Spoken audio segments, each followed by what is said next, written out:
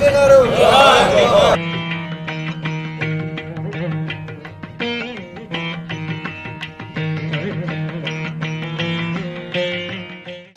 ఐలాపురం వెంకయ్య గారు కాలం చేశారనే విషయం తెలిసి చాలా బాధ కలిగింది.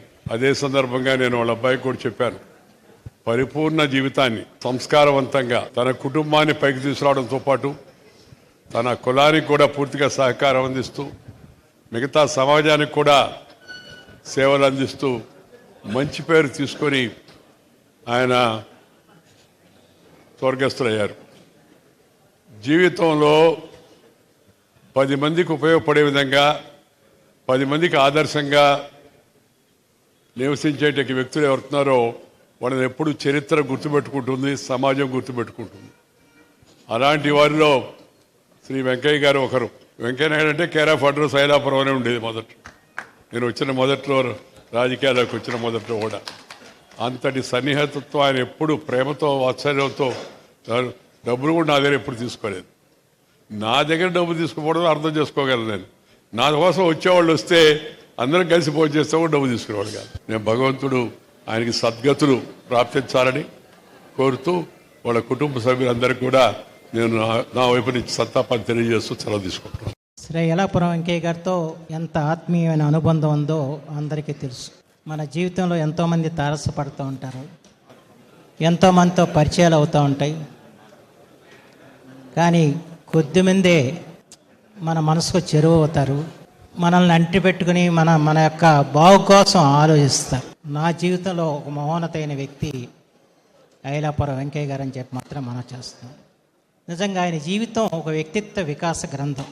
ఒక అత్యంత పేద నిరుపేద కుమ్మరి శాలవాహన కుటుంబంలో జన్మించి సైకిల్ మీద వ్యాపారం ప్రారంభించి అంచెలంచెలుగా ఎదిగి ఈ విజయవాడ మహానగరంలో ఒక అద్భుతమైన హోటల్ ఐలాపురం హోటల్ స్థాపించాడంటే ఆయన యొక్క పట్టుదల, కృషి ఎలాంటిదో మనం అర్థం చేసుకోవాల్సిన అవసరం.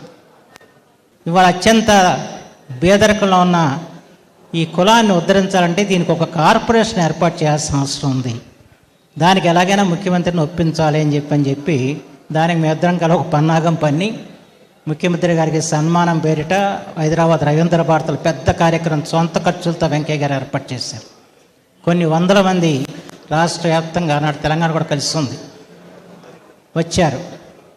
ఆ సభలో పాల్గొని దాంట్లో వారి అభ్యర్థన చేయటం, వెంటనే అంగీకరించడం, ఆ రకంగా ఇవాళ కుమ్మరి శాలవాహన కార్పొరేషన్ ఏర్పడిందంటే దాని కారకుడు మొట్టమొదటి అధ్యక్షుడు ఐలాపురం వెంకయ్య గారు. కానీ విజయవాడలో నా కేర్ ఆఫ్ అడ్రస్ అంటే ఐలాపురం హోటల్ని చేసింది మాత్రం వెంకయ్య గారు. నువ్వేం సంకోచపడక్కలను హైదరాబాద్ ఇక్కడికి వచ్చినప్పుడు ఆ 101 నెంబరు రూమ్ నాకు అంకితం చేశాడు ఆయన. వారికి ఆత్మశాంతి కలగాలని చెప్పి భగవంతుని ప్రార్థిస్తూ వారి కుటుంబ సభ్యులకు నా ప్రగాఢ సానుభూతి తెలియజేస్తాను. ఈ రోజున వెంకయ్య గారు మనందరూ లేకపోయినా ఆయన ఆశీస్సులు మనందరికి ఉండాలని కోరుకుంటూ ఆయనకి మరి ఆయన ఆత్మశాంతించాలని, ఆయన చాలా సేవలు అందించారు ఎమ్మెల్సీగా ఉంటూ కూడా ప్రజలకి. కాబట్టి మరొకసారి మీ అందరికి కూడా ధన్యవాదాలు తెలియజేసుకుంటూ మరొకసారి వెంకయ్య గారు ఆత్మశాంతించాలని చెప్పేసి ఆయనకి నా విప్లవ జోహాలు చేసుకుంటూ సెలవు తీసుకుంటున్నాను. నమస్కారం. ఈ రోజుల్లో ఆర్థికంగా బలం ఉండి మంచి మనసులు ఉన్నవారు చాలా తక్కువగా ఉన్నారు. వారందరిలో మరి వెంకయ్య గారు ప్రథమంగా నిలుస్తారు. నాకైతే మాత్రం వారి కుటుంబ సభ్యులందరూ కూడా వారి స్ఫూర్తితోనే మిగతా వారికి తలలో నాలుకలాగా అందరూ కూడా మంచిగా ఉండటం. ఈరోజు నేనైతే వారి జీవితాన్ని పూర్తి జీవితాన్ని అనుభవించి భగవంతుని సన్నిధికి వెళ్ళారని ప్రగాఢంగా నమ్ముతాను. వారి ఆత్మకు శాంతి కలగాలని మరొకసారి కోరుకుంటున్నాను. నేను తెలంగాణ ఉమ్మడి రాష్ట్ర బీసీ కమిషన్ చైర్మన్గా తిరిగినప్పుడు తరచూ నాతోనికి తిరుగుడే కాకుండా గైడ్ చేసిన మహనీయుడు వెంకయ్య గారు. నేను బీసీ వెల్ఫేర్ మినిస్టర్ ఉన్నప్పుడు చాలా సందర్భం 3-4 జిల్లా న్యాయపడి రావడం జరిగింది. ఎన్నో రకాల నాకు సలహా ఇచ్చిన, నాకు ఏం తెలియదు కొన్ని విషయాలు. మీకు బాగా నేను ఎప్పుడు వచ్చినా ఇక్కడ మా అమ్మాయి ఉంటుంది విజయవాడనే, వాళ్ళ అమ్మాయి దగ్గర నా దగ్గర ఉండవని ప్రెషర్ వేసేవాడు. ఇది నీ ఇల్లే బాబు నీది నీ ఇల్లు అనుకో అని అనేవాడు. పాపం ఎలాగ నేను మాట్లాడుతున్నా, ఎందుకంటే చేయకపోతున్నా వారి కుటుంబానికి వారికి ఆత్మశాంతి కలగాలని వారి ఆలోచనలు సూచనలు వారి ఆందోళన ఆవేదనను మనందరిలో నెమ్మరేసుకోవాల్సిందిగా బాధ్యత మనందరికీ ఉందని తెలియజేసుకుంటూ ఈ అవకాశం కల్పించిన వాళ్ళ కుటుంబ సభ్యులకి రాజా గారికి ప్రత్యేకంగా కొద్దిగా తెలుస్తున్నాను. ఐలాపురం అనేటటువంటి చోట వెళ్ళటం అనేది అక్కడ వెంకయ్య గారు వచ్చి కలిసి ముచ్చటించడం అనేటటువంటిది నిత్యకృత్యం. ఆయన వయసు మీరినా కూడా ఆ వయసులో కూడా ఆయన 90 ఏళ్ళు దాటినా కూడా అదే పంచ, అదే కట్టు, అదే శుభ్రత, అదే స్వచ్ఛత, అదే మాట తీరు, అదే గౌరవం, అదే సంతోషం. ఇది మర్చిపోలేనటువంటి అనుబంధం వెంకయ్య గారితోటి.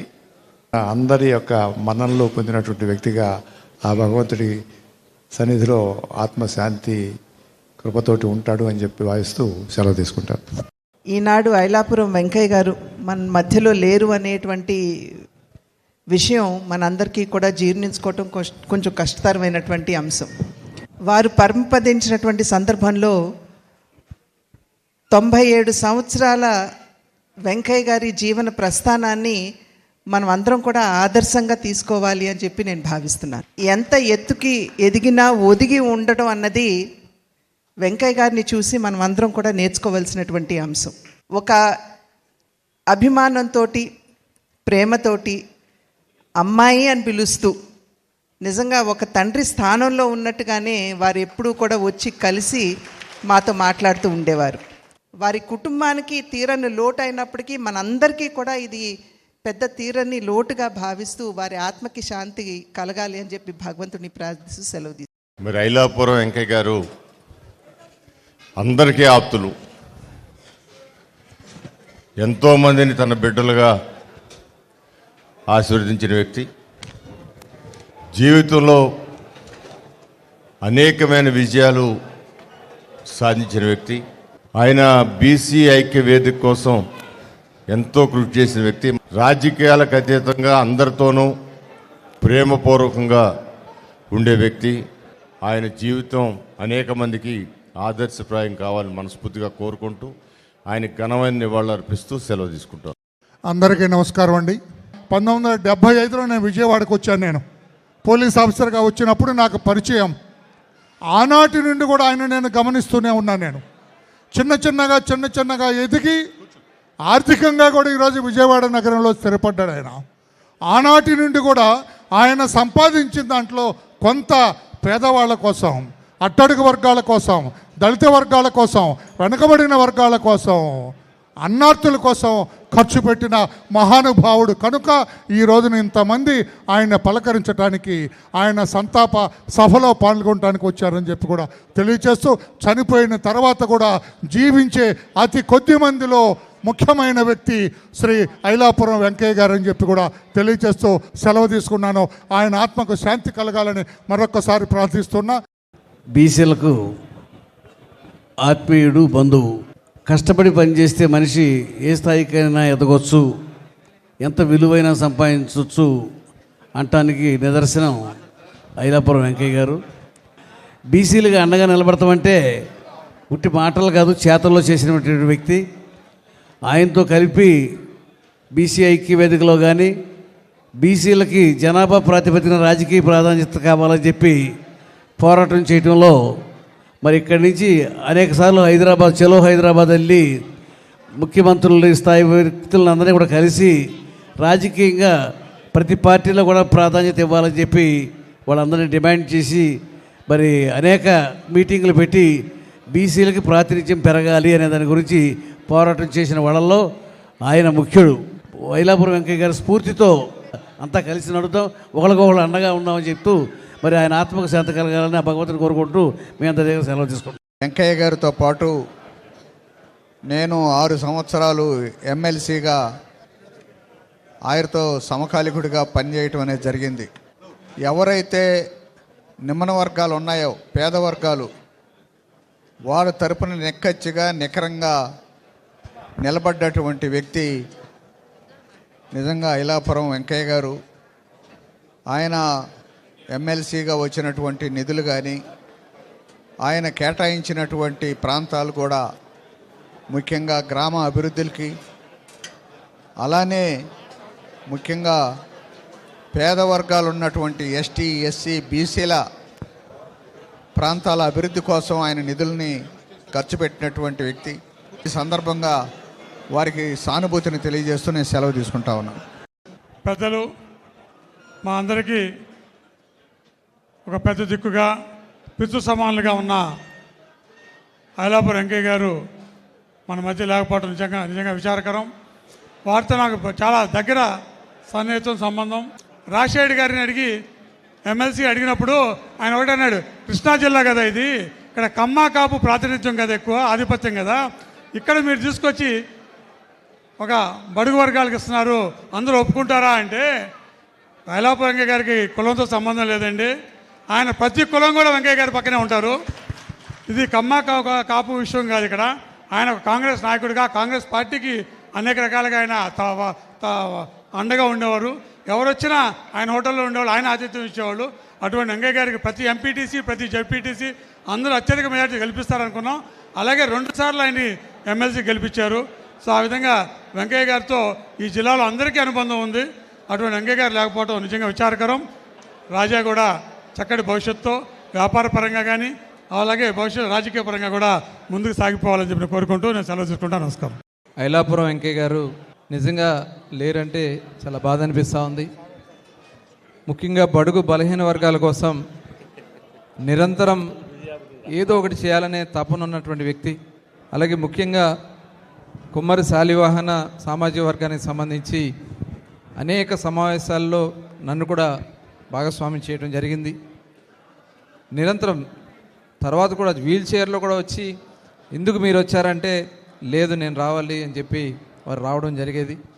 నిజంగా ఆయన లేని లోటు అయితే ఖచ్చితంగా తీర్చలేంది. ఖచ్చితంగా రాజా గారు ఉన్నారు కాబట్టి రాజా గారు మీరు ఎనీ టైం మీరు చేసే ప్రతి ప్రోగ్రాంలో, ఎందుకంటే వెంకయ్య గారు మిమ్మల్ని వారసుడిగా ప్రతి విషయంలో కూడా మాకు పరిచయం చేసేవాళ్ళు.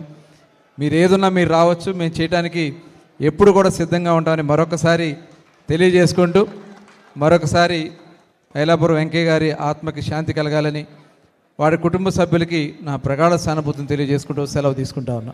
ఐలాపురం వెంకయ్య గారు లేని లోటు విజయవాడ నగరంలో కానీ రాష్ట్రంలో ఎవరు కూడా పూడ్చలేనటువంటిది.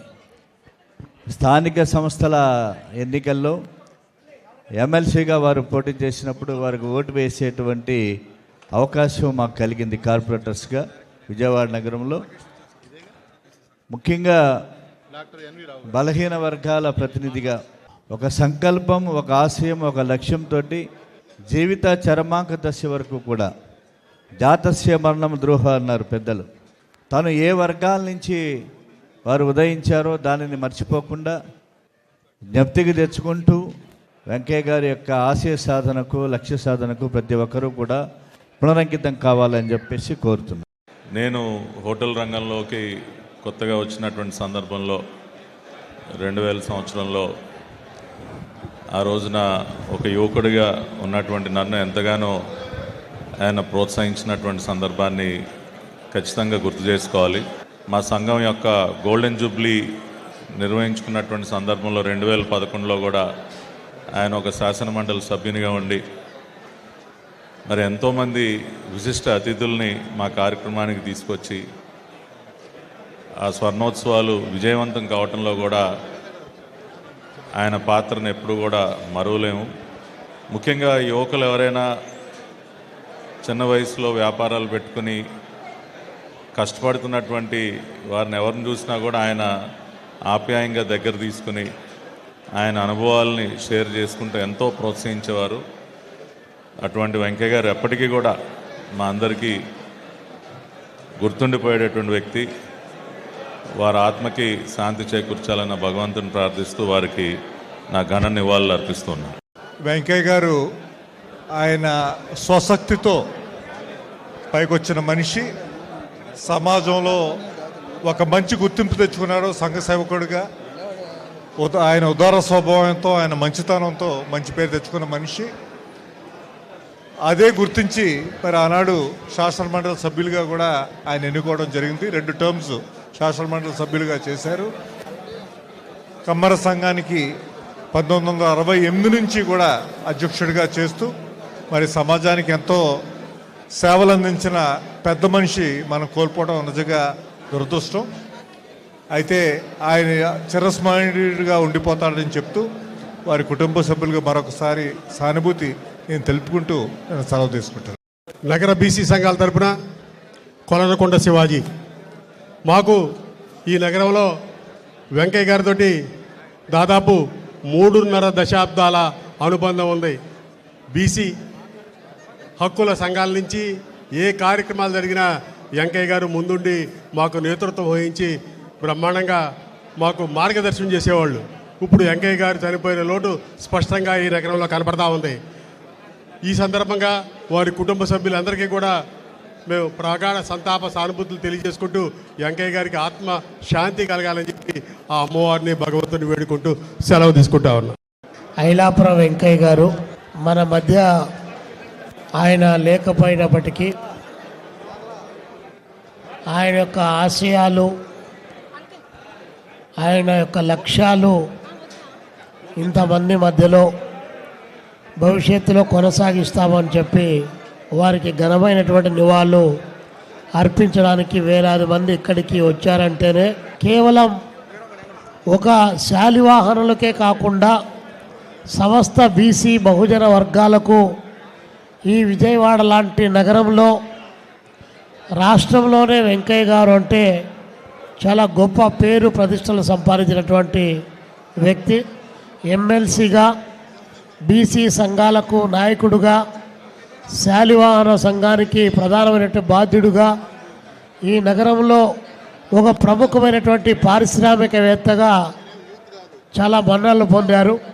వెంకయ్య గారికి భారత కమ్యూనిస్ట్ పార్టీ సిపిఐ రాష్ట్ర సమితి పక్షాన విప్లవ జోహార్లు అర్పిస్తూ జోహార్ వెంకయ్య గారు, జోహార్ వెంకయ్య గారు, అమరహే వెంకయ్య గారు.